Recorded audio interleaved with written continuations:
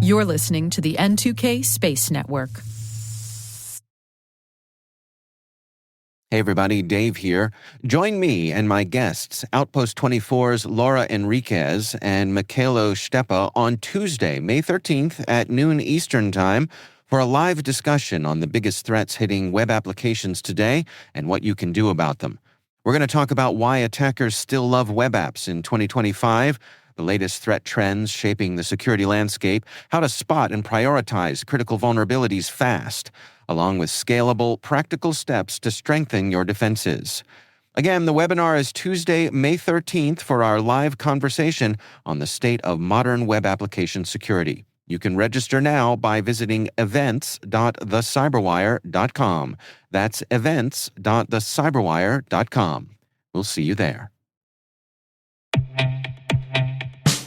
And now a word from our sponsor, SpyCloud.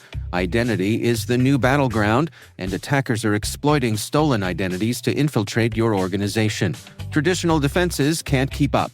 SpyCloud's holistic identity threat protection helps security teams uncover and automatically remediate hidden exposures across your users, from breaches, malware, and phishing to neutralize identity-based threats like account takeover, fraud, and ransomware. Don't let invisible threats compromise your business. Get your free corporate darknet exposure report at spycloud.com/cyberwire and see what attackers already know. That's spycloud.com/cyberwire.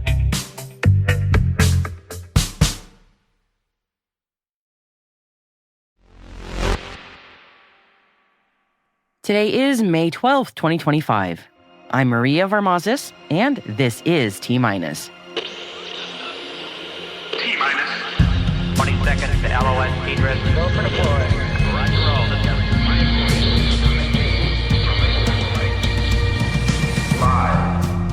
The U.S. administration is reportedly about to revive the National Space Council. 4. iSpace has signed an agreement with Takasago Thermal Engineering to plan for and study the feasibility of thermal mining technology for water extraction on the moon's surface. 3. Viasat's GX-10A and GX-10B satellite payloads are now available to deliver services for government customers. 2. Redwire Corporation reports their Q1 financial results. 1. The failed Soviet Venus lander Kosmos 482 crashed safely into the sea after 53 years on orbit. 0.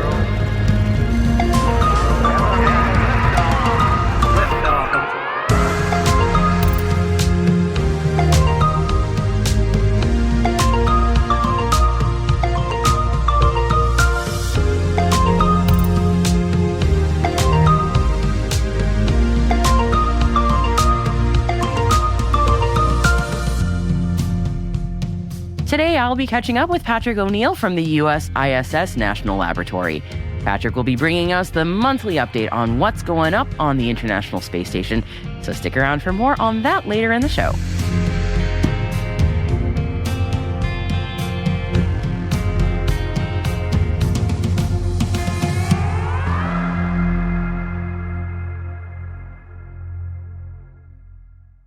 Happy Monday, everybody. I hope you had a great weekend.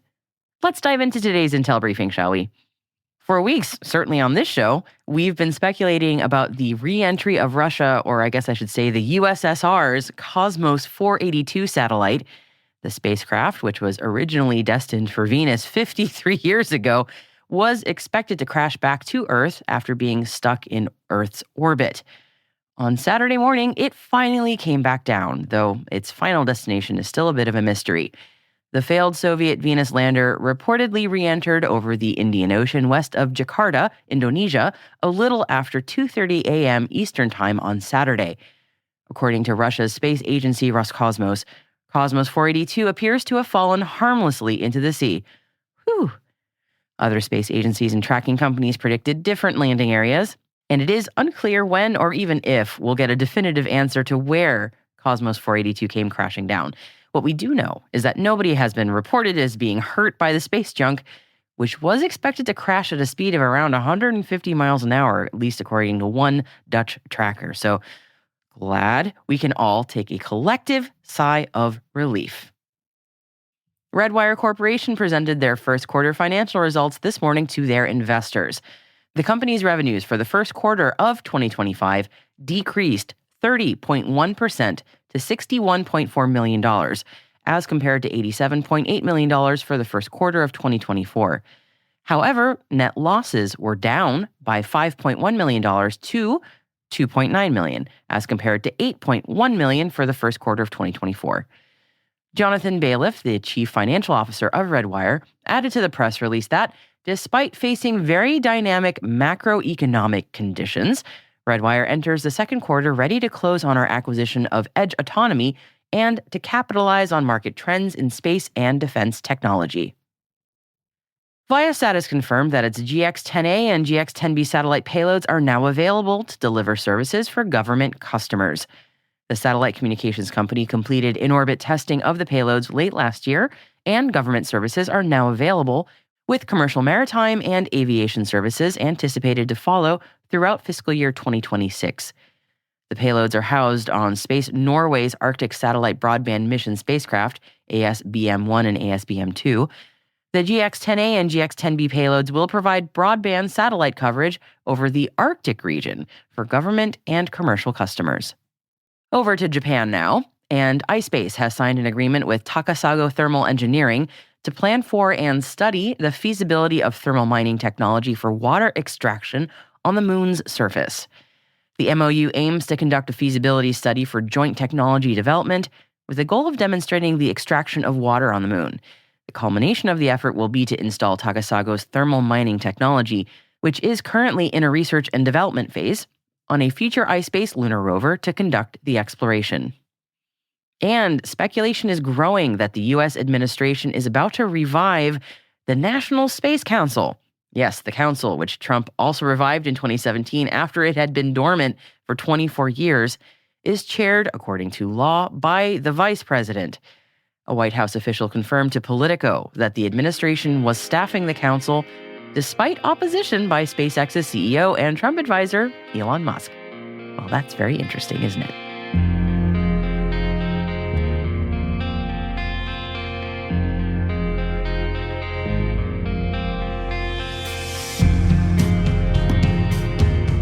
And that concludes today's Intel Briefing. You'll find the original sources and links to further reading in the selected reading section of our show notes and on our website at space.n2k.com. Hi, T-Minus crew. If you would like daily updates from us directly in your LinkedIn feed, be sure to follow the official N2K T-Minus page over on LinkedIn. And if you're more interested in the lighter side of what we do here, we are at T-Minus Daily on Instagram. And that's where we post videos and pictures from events, excursions, and even sometimes some behind-the-scenes treats for you. Links are in the show notes. Hope you'll join us there.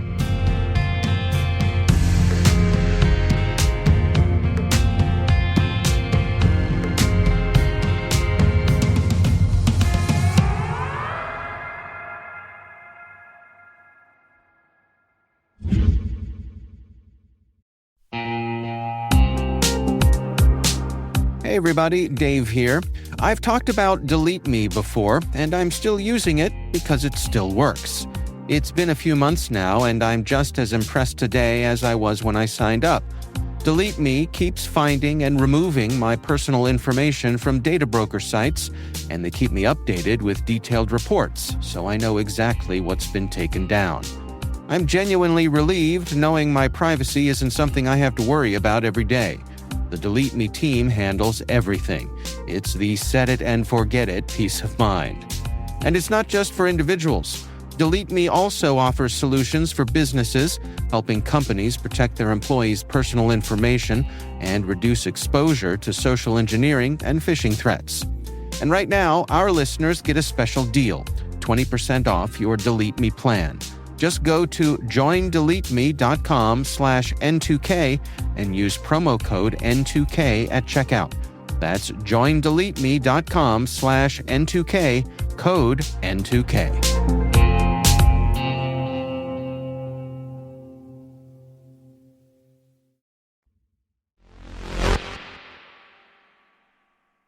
Our guest today is Patrick O'Neill from the ISS National Lab.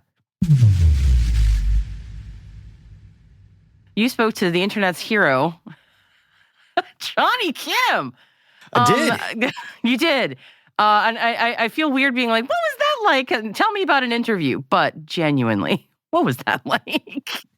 So it was cool for a variety of reasons. One, obviously, you're talking with someone who has such a decorated background at such an early age. I mean, he's accomplished so much, but he's truly a very, very humble individual. And one of the things that the NASA team was talking with me about was, let's not focus on, the meme of Johnny Kim. Yes. Let's maybe focus a little bit, because everyone wants to go out there and tell, oh my gosh, your background. And if anything, sure let's maybe talk about how your background is one where the things that you've learned, the training that you've had along the way, how that can make you a more effective crew member on station for this. So that was awesome in and of itself. One of the questions that I asked is, because life imitates art type scenario where, there's a lot of movies or things that sometimes inspire you as a younger person. And, I knew that there was going to be some of the traditional movies like The Martian or Interstellar.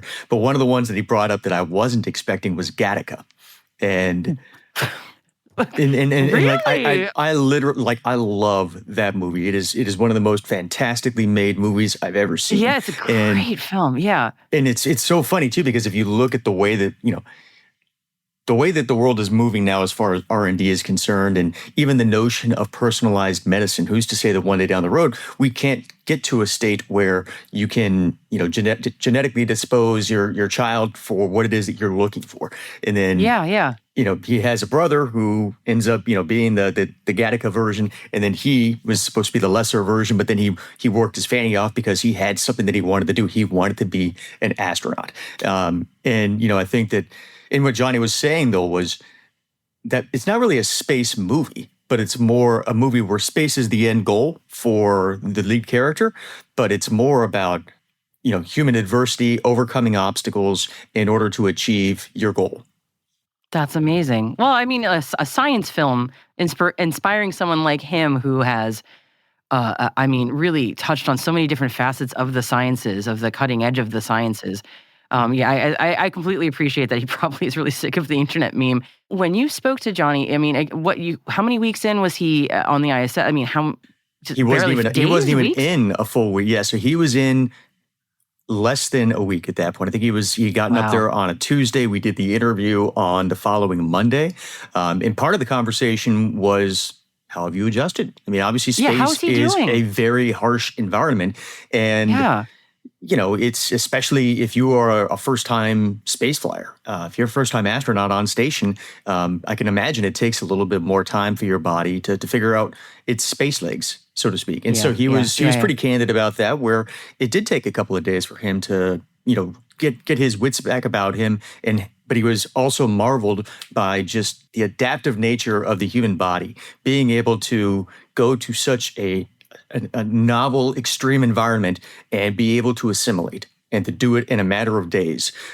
So he was, again, I think that that's kind of the medical side of him, where it kind of kicks in, where you're like, wow, that's really cool. I mean, space is hard, space is stressful, but by golly, we can still find a way to make it work.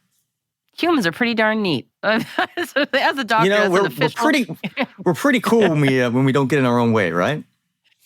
Isn't that a fact? So it sounds like he's doing all right, and I would hope so, certainly. And he and the rest of the crew hopefully are acclimating well. I mean, they've been up there now for a little bit now. I'm so curious what you've been hearing about what they're working on. Well, we had SpaceX's 32nd Commercial Resupply Services mission to the space station a couple of weeks ago.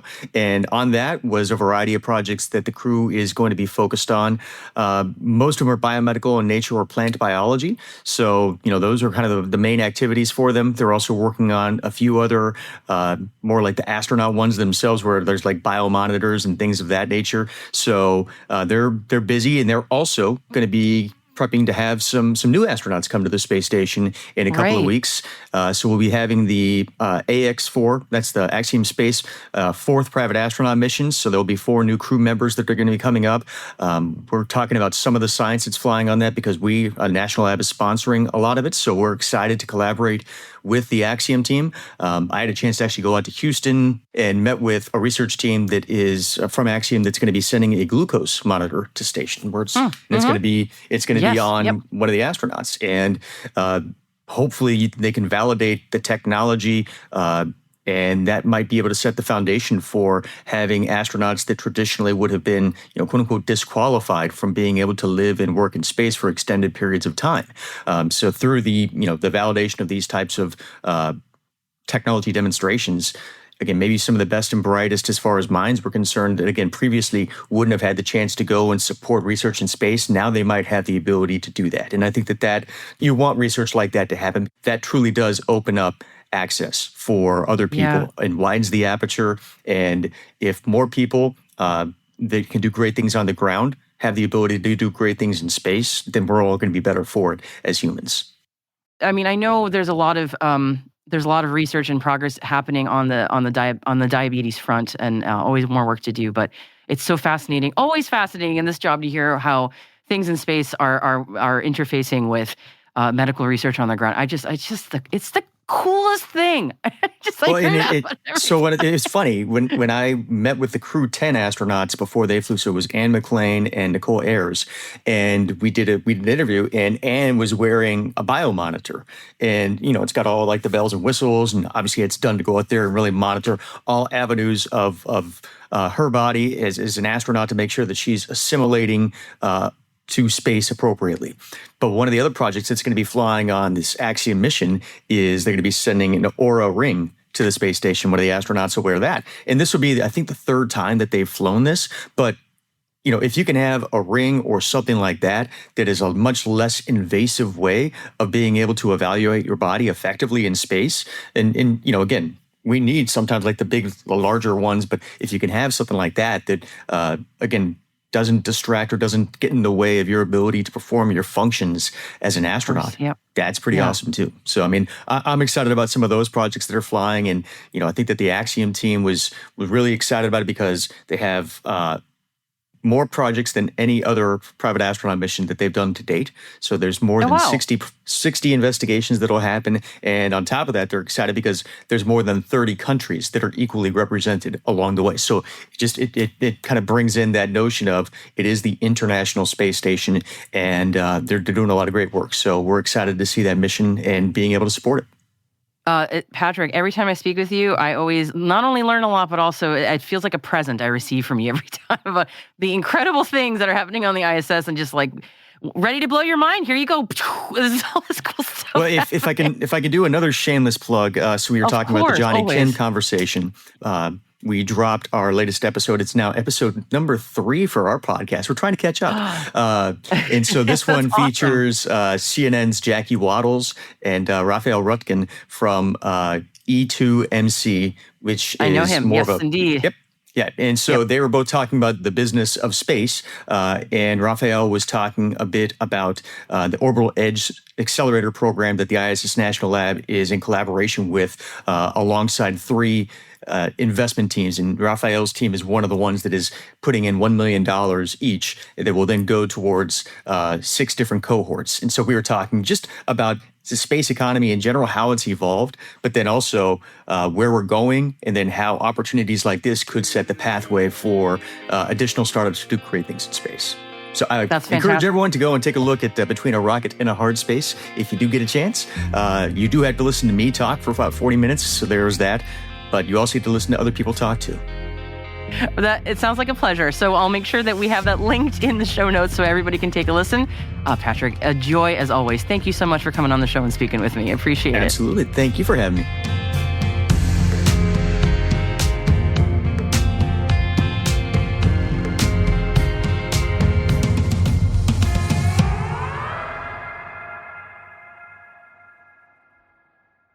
We'll be right back.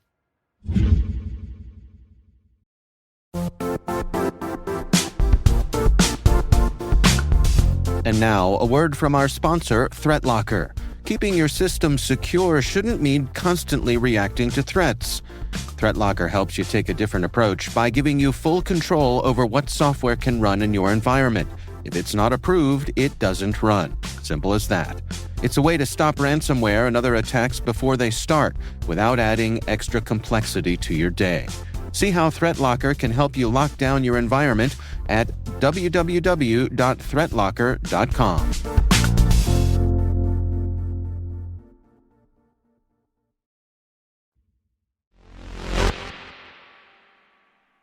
Welcome back. If you've ever been lucky enough to see the northern lights, then boy, am I jealous. But it seems that the auroras on Earth are nothing compared to the light display that Jupiter receives. And thanks to NASA's James Webb Space Telescope, we've captured these dazzling displays in unprecedented detail. On Earth, auroras occur when charged particles from the sun interact with our magnetic field and atmosphere. On the other hand, Jupiter's auroras are similar, but they are supercharged. Not only does the solar wind play a role, but Jupiter's own volcanic moon, Io, spews particles into space, which fuels the luminous spectacles on Jupiter. So, using its near-infrared camera, Webb observed that emissions from the trihydrogen cation are far more variable than previously thought. These rapid fluctuations suggest a dynamic and complex interaction between Jupiter's magnetic field and its atmosphere. But there's a twist. Of course, there's a twist. Some of the brightest emissions detected by Webb don't actually match up with ultraviolet observations from the Hubble Space Telescope. So this discrepancy hints at unknown processes at play that could possibly involve low-energy particles that are still a mystery to science. Well, isn't that lovely? These findings not only deepen our understanding of Jupiter, but they also pave the way for future missions like the European Space Agency's Jupiter Icy Moons Explorer, aka JUICE, which aims to explore Jupiter's environment and its intriguing moons, and it is en route, by the way. We look forward to hearing more about these cosmic light displays in the years to come.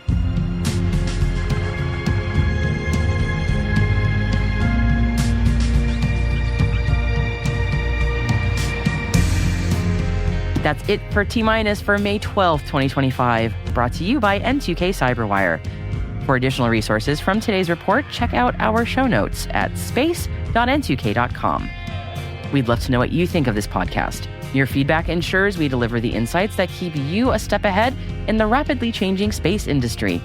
If you like the show, please share a rating and review in your podcast app. Please also fill out the survey in the show notes or send an email to space@n2k.com.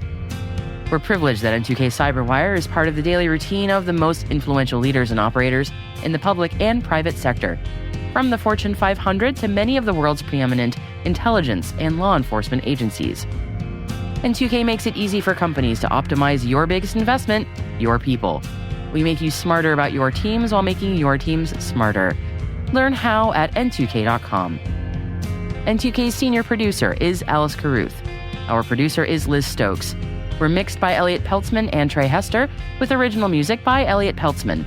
Our executive producer is Jennifer Iben. Peter Kilby is our publisher, and I am your host, Maria Varmazes. Thanks for listening. We'll see you tomorrow.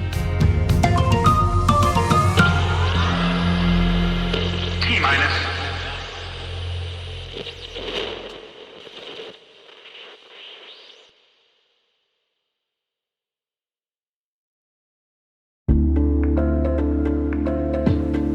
What's the common denominator in security incidents? Escalations and lateral movement. When a privileged account is compromised, attackers can seize control of critical assets. With bad directory hygiene and years of technical debt, identity attack paths are easy targets for threat actors to exploit, but hard for defenders to detect. This poses risk in Active Directory, Entra ID, and hybrid configurations. Identity leaders are reducing such risks with attack path management. You can learn how attack path management is connecting identity and security teams while reducing risk with Bloodhound Enterprise, powered by SpecterOps. Head to specterops.io today to learn more. SpecterOps, see your attack paths the way adversaries do.